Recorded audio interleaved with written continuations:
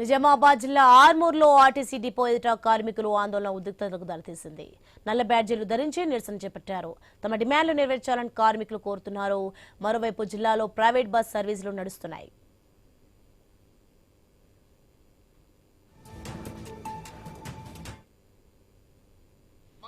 పనిచేసిన వ్యక్తే కానీ ఆయన ఏ రోజు కూడా తప్పు చేయొద్దు.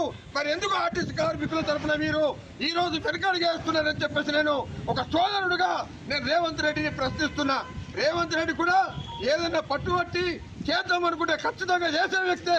కానీ ఈ రోజు ఎవరు మిమ్మల్ని వెనుకకు గుంజుతున్నారని చెప్పేసి నేను ప్రశ్నిస్తున్నా. ఈ రోజు ఉన్నటువంటి 97 డిపోలలో దాదాపు 26 డిపోలు మీరు ప్రైవేట్ పరం చేసిర్రు. కనీసం ఈ కార్మికులకు హక్కు లేకుండా దాంట్లోకి అడుగు వేయడం కూడా పెట్టని అనేటువంటి పరిస్థితి మీరు తీసుకొస్తే మరి స్వాతంత్రం ఉన్నట్లా లేనట్లా తెలంగాణలో అని చెప్పి నేను రేవంత్ రెడ్డిని ప్రశ్నిస్తున్నా. ఆ రోజు తెలంగాణలో కూడా శ్రీకాంతధారి ఆత్మహత్య చేసుకుంటేనే మనకు తెలంగాణ సాధ్యమైంది. ఈ రోజు శంకర్ గౌడ్ ద్వారానే మన సమస్య పరిష్కారం కావాలని చెప్పేసి